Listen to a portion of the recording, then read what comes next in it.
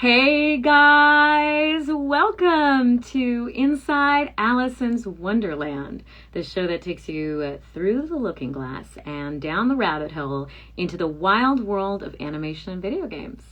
I'm your host, Alicyn Packard, and welcome, Jeff. It's so good to see you again for another week.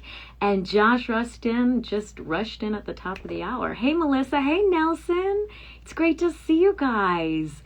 Neon Noodle, it's been way too long. And hey, Michelle, Rian Creeley, I think that's Michelle. It's good to see you guys. Thanks for tuning in. I'm really excited because we have a very special guest today, Evan Spiridellis, animation producer of the Emmy Award winning animated series As the Storybots for Netflix. So raise your hand if you have seen As the Storybots. I am a huge fan, not just as a mom, but as a human. It's a really amazing show. Hey, Michelle. Yeah, good to see you. So we're going to jump right in. We're on a little bit of a time crunch today, but we're going to make sure we get all our questions in. If anybody in the audience has a question that they want to ask Evan, then you can be sure and add it in the little question box down there. And if we have time, we'd love to get to it. Hey, thanks for joining, guys. Great. It's so good to see so many people live.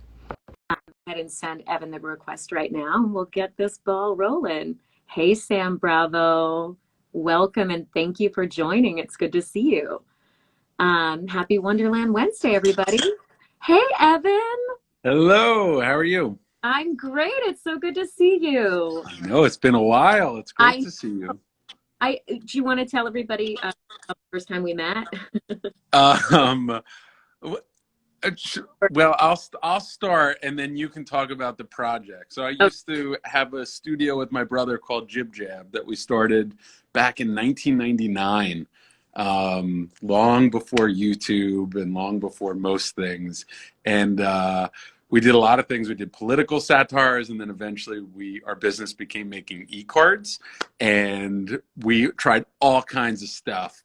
Animation, live action, puppets, like all the stuff we do in Storybots now. And I was lucky enough to meet you, Alicyn. And do you want to tell them about the project that we did together? It's funny because what made me think, oh my gosh, Evan would be such a great guest on this show is every once in a while will show me really embarrassing photos from years ago.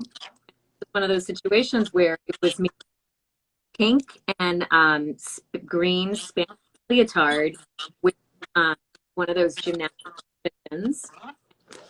You were in the photo, and basically it was for one of the Olympics spots for Jib Jab, and we were doing a dance. Me and Maxwell, I believe. Yes, yeah, Jordan was great. You guys were both awesome. I used to love those live action shoots. They were really fun. That was so fun. I also did one for Valentine's. My light's a little bright. But yeah, it's so good to see your face. You look exactly the same. So do you. You look great. Thank you. Hey, is my internet connection doing okay? Is this, am I choking up? No. Okay. On this, does anybody else want to try? I am hearing a little, but I'm just going to turn that down a little bit. Okay. Yeah. Hey. Okay, I'm going to step outside because I may be better here. I apologize for shifting all around. But It's just interesting to see inside your Wonderland with or something. Let me see. Okay. Is this better? This is better. Yeah. Okay. Wonderful. Yeah. Storybots Alive. Mike Hollingsworth is an animator and animation director on the show last week. So yeah, I mean, I know. Just like first off, so grateful to you for creating content that is educational and entertaining and doesn't make me want to.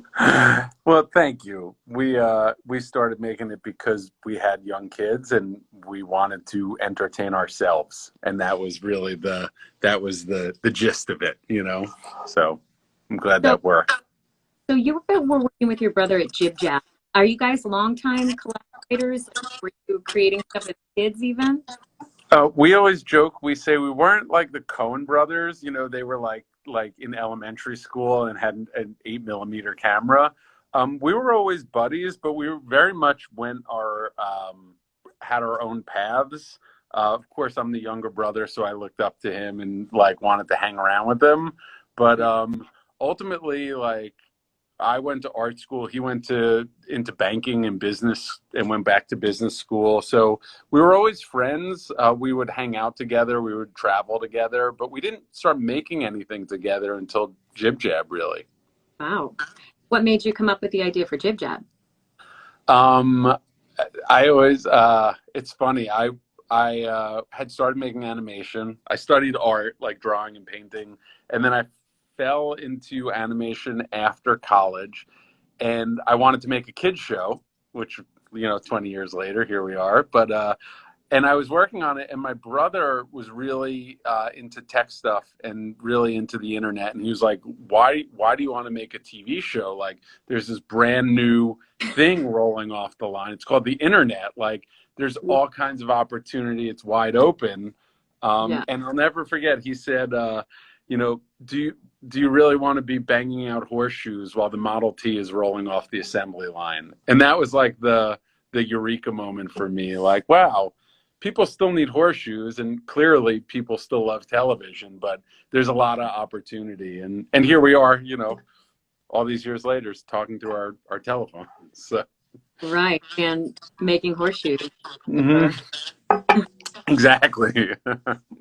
Yeah. I mean, I think pretty much everybody on this stream is gonna know and be familiar because they made such a cultural phenomenon at the time, and that first founding fathers viral video on. My friend the Tree working with you. Yes. I think he was who. So they need.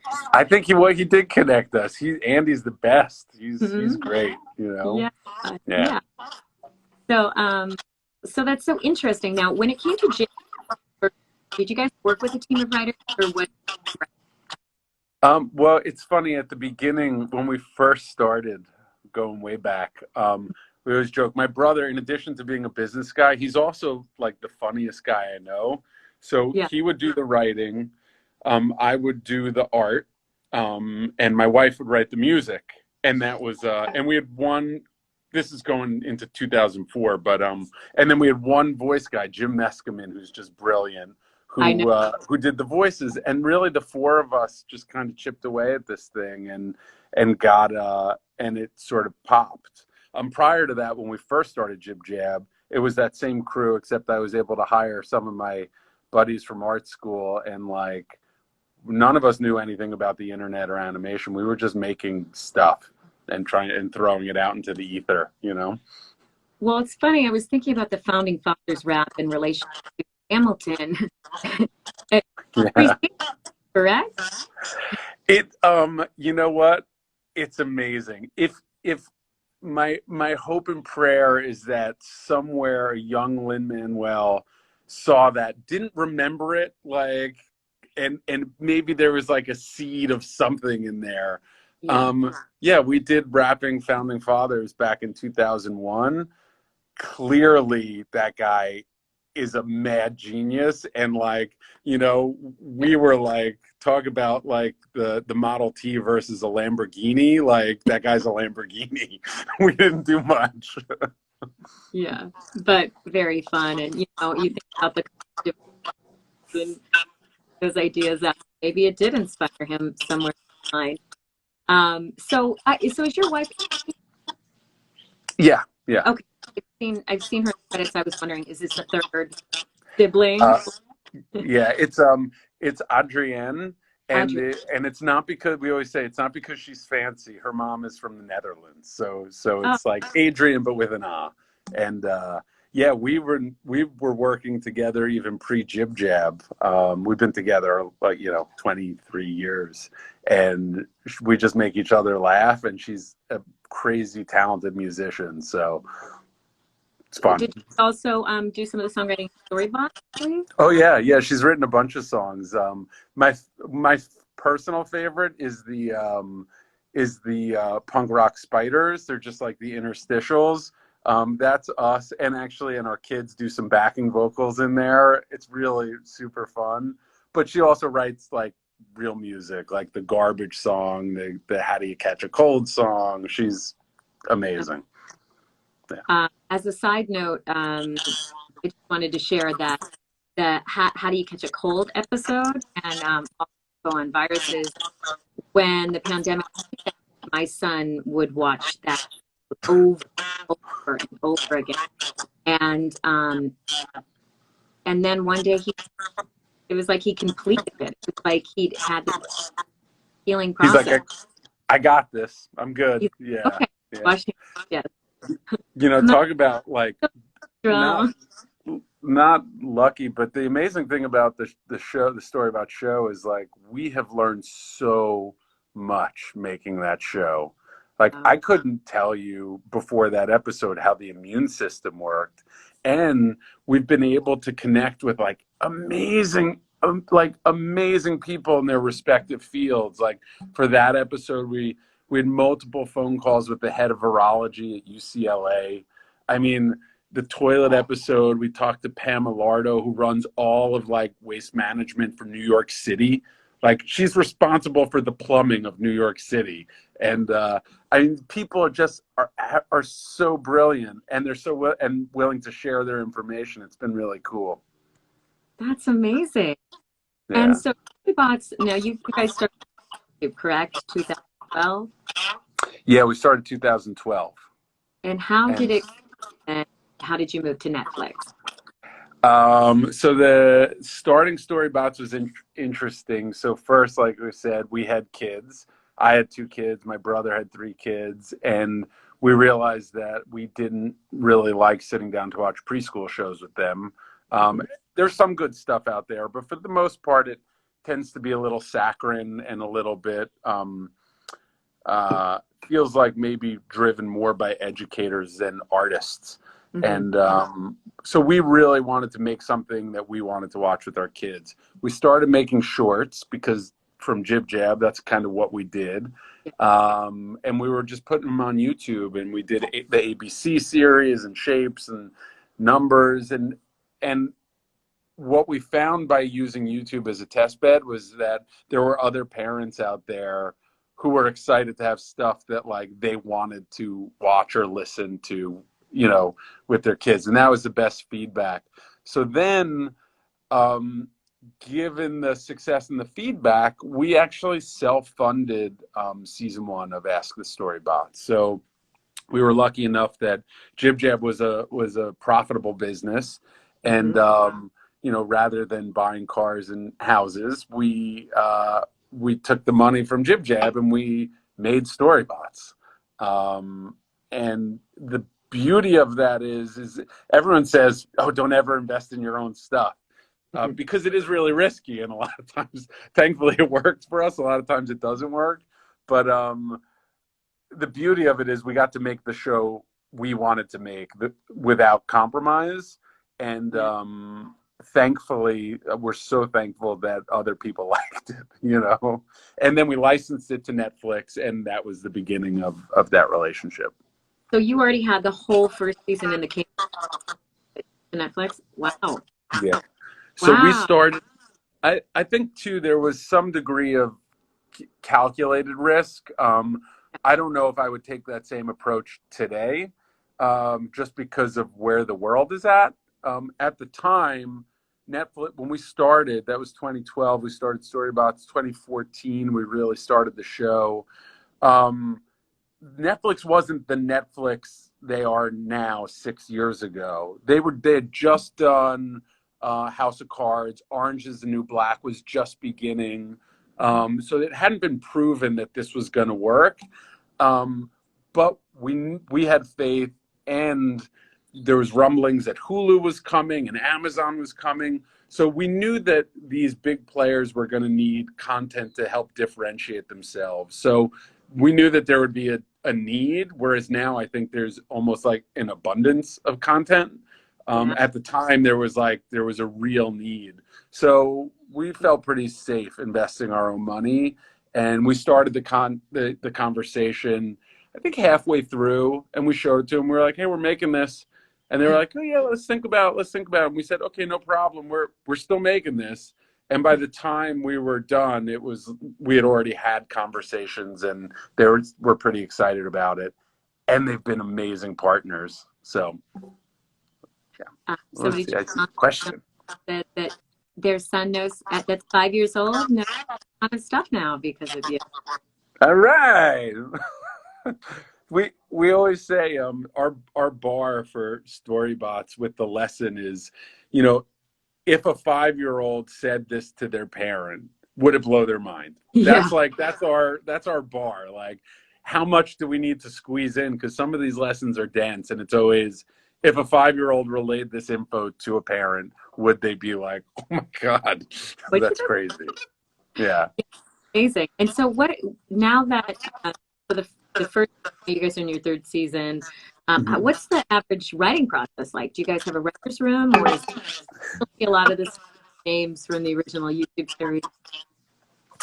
We are still figuring out our process. That's one of, I think, the benefits of being independent and not having a background in television. Like, we had Ask the Storybots, we had never made anything longer than 2 minutes and 15 seconds.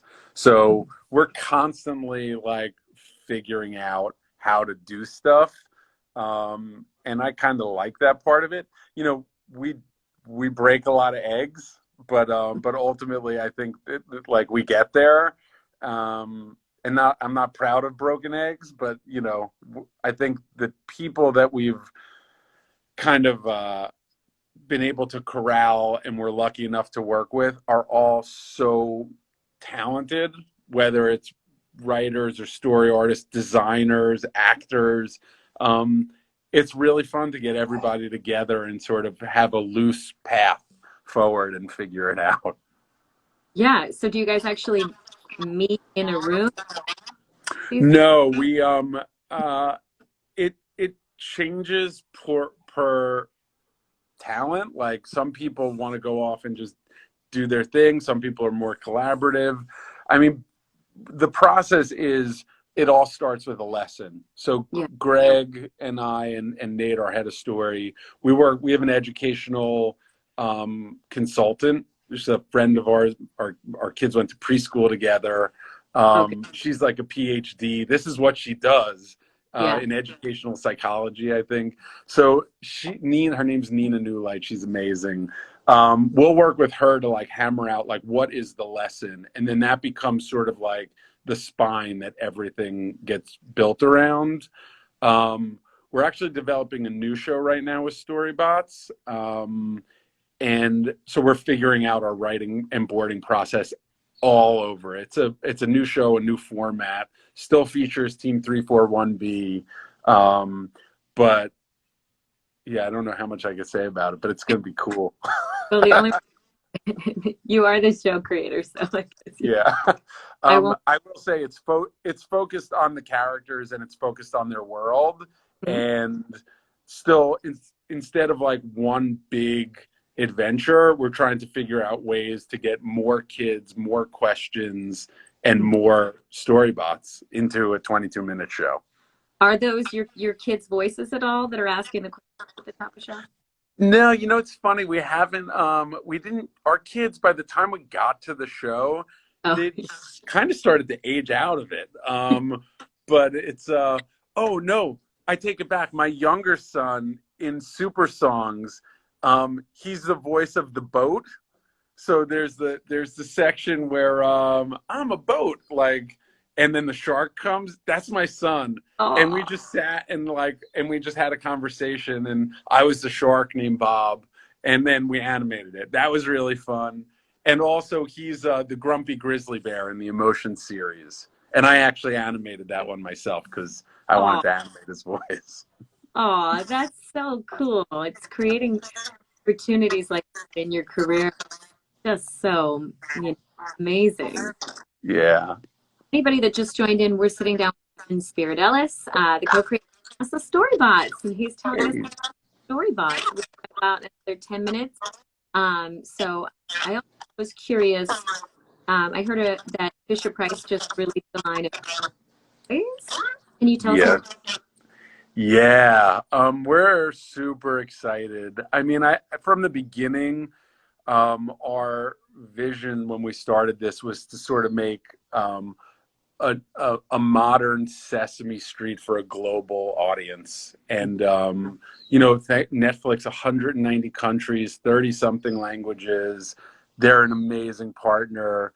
I think part of building a franchise is not like it all starts with the characters and making stuff that makes us laugh.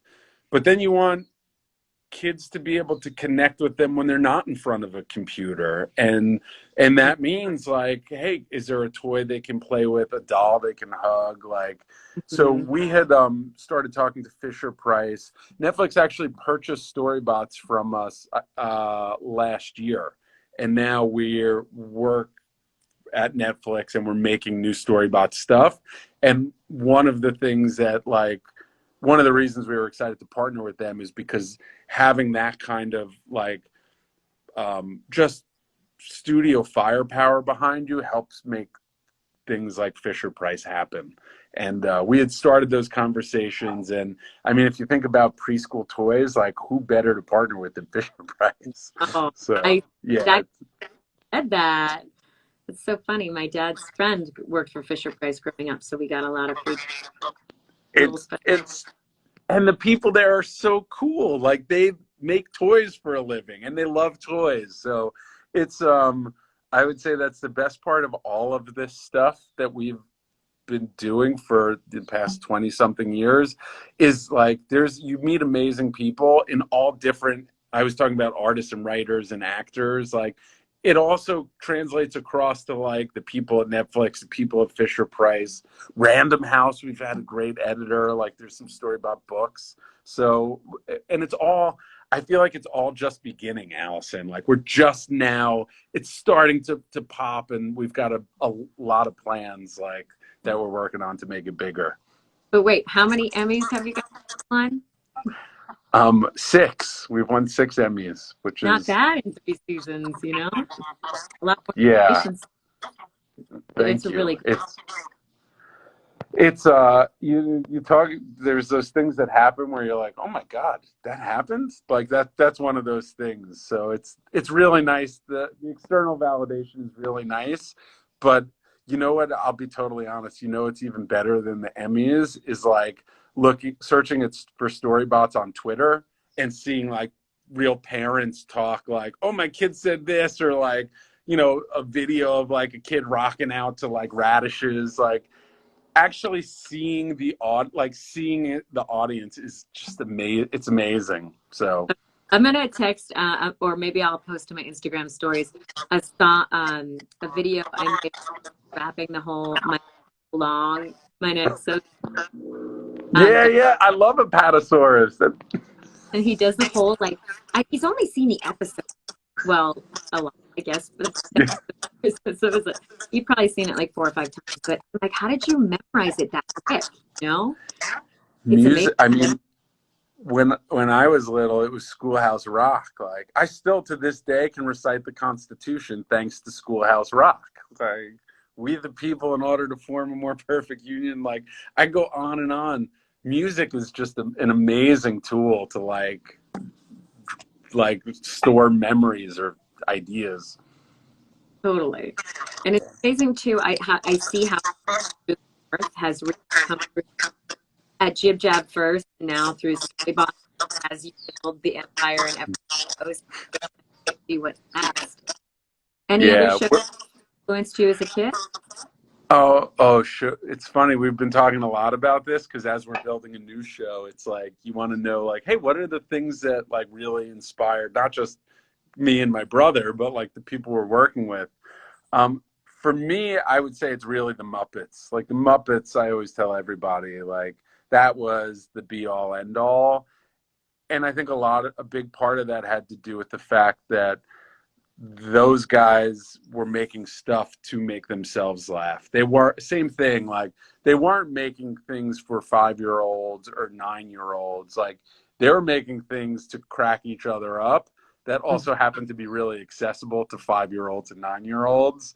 And it worked. I mean, I remember watching Sesame Street and the Muppets with my mom, and she'd be laughing too. Or she could just plop us in front of the TV because she had, like, you know, stuff to do, and she felt really good about leaving us with it. So I think the Muppets were huge. I loved Roadrunner and Coyote, like that kind of, like, it's kind of dark humor in Roadrunner and Coyote. It's really great.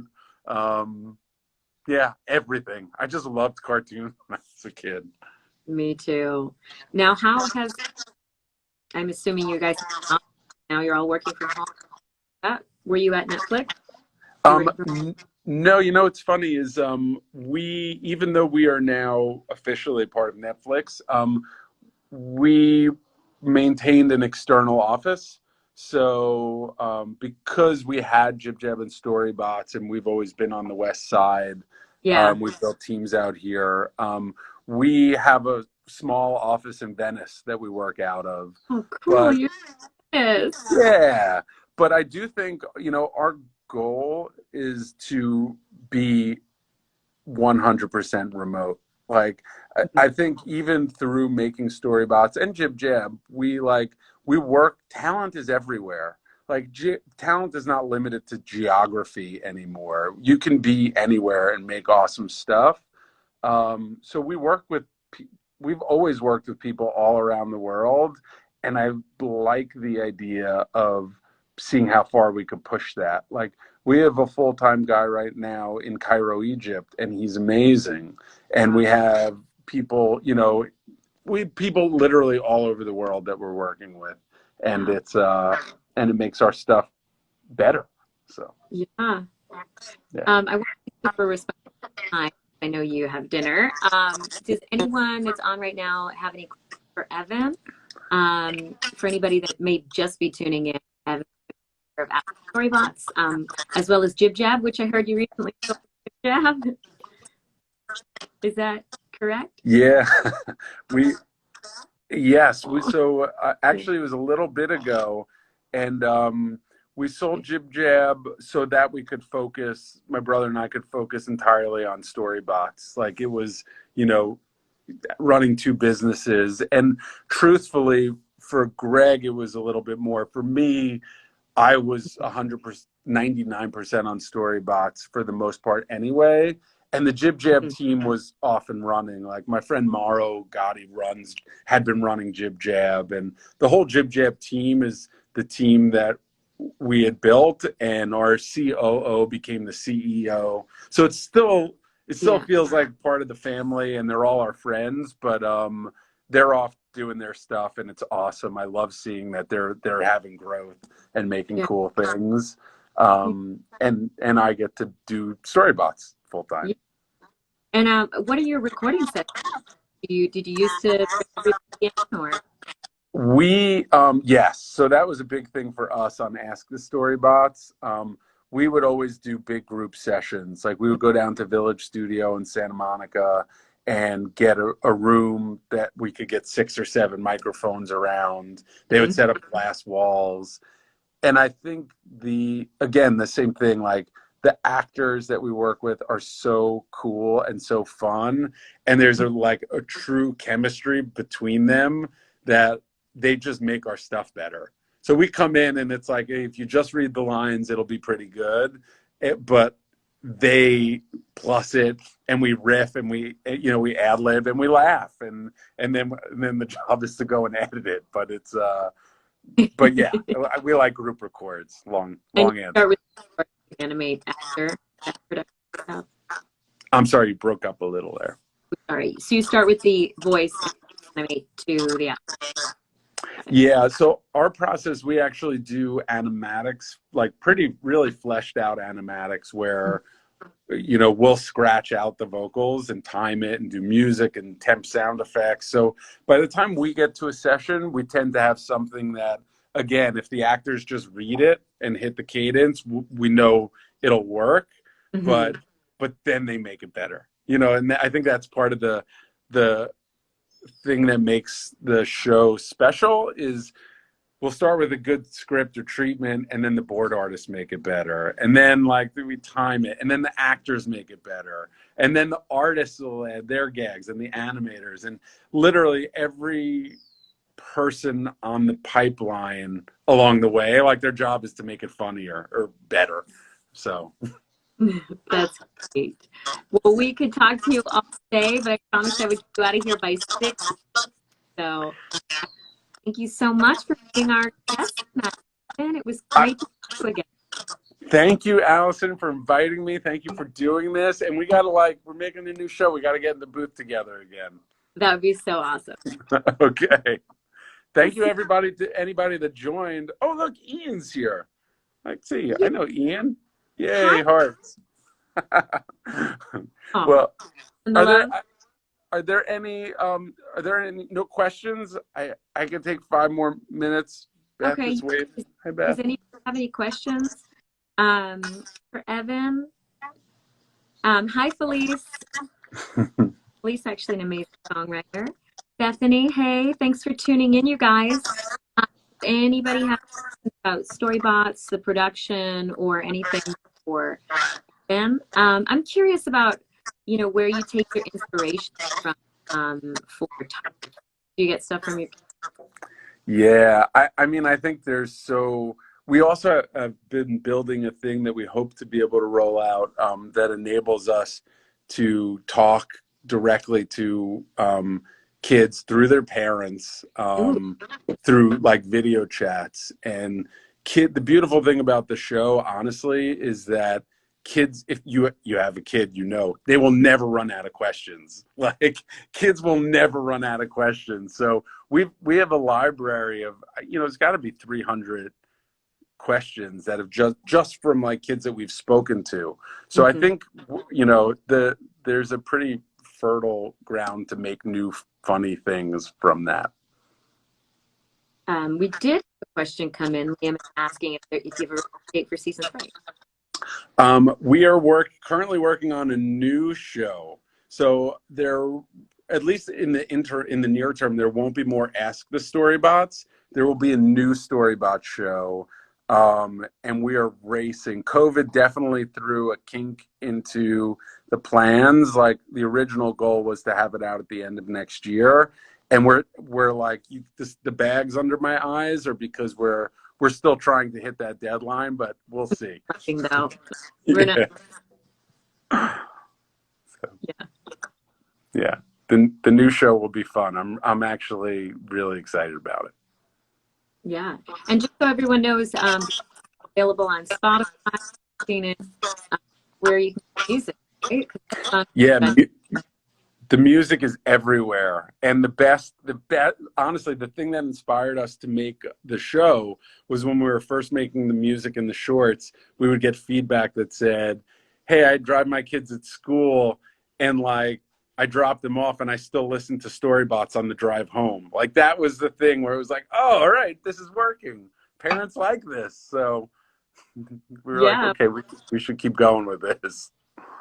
And does your wife still write a lot of stuff? Oh yeah. I mean, we try. The nice thing is we do have a pretty broad, we work with the guy Parry Grip a lot. Gabe Sokoloff did the theme song and does all the learning songs, and Eric and Mark Weiner do raps. We've got just a lot of really great musicians that have a range of different styles.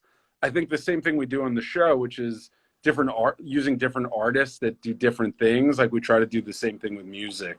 So there's some bluegrass stuff and hip hop, and it should be everything. There should be something for everybody inside a show. It's very robust. And Parry Grip rules. He's the best. And you know what? As talented as that guy is, and he is like the most talented dude, he's even nicer. He's an even nicer human being than he is a rock star, which is hard to imagine. So if anybody likes Parry, you should rest assured. He's a unicorn. He's amazing. You know what though, Evan? I think that does start at the top, right? And so you're creating this work ethic of kindness and fun, and hopefully that will, drift the aspect. Well, I think, yeah, like I said, we really have been lucky to have amazing people, and all it takes is a handful of amazing people, and somehow they attract more amazing people. It's just that, I mean, it's pretty amazing. So I feel really lucky in that regard. Awesome. Yeah. Well, if nobody has questions, then we can go ahead and wrap it up. What are you having for dinner today? You know what? I don't know. I've been on Zooms back to back until right now, but usually we cook together, but today is just bonkers. So, Yeah. yeah.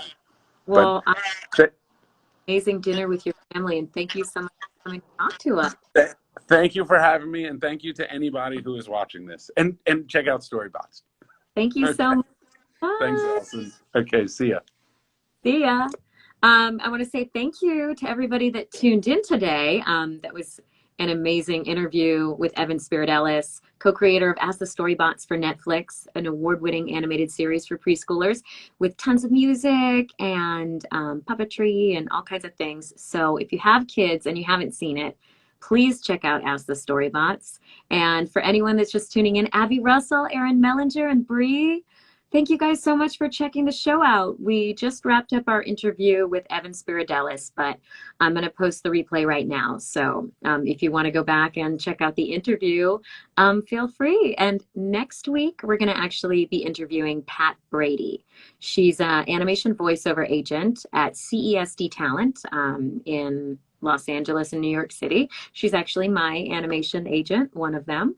So we're going to be sitting down with Pat to talk about the business of voice acting. So come voiceovers, come with your voice actors, come with your voiceover questions, and we'll tune in next time. But thank you guys so much for checking it out, and I hope you have a wonderful Wonderland Wednesday. Bye.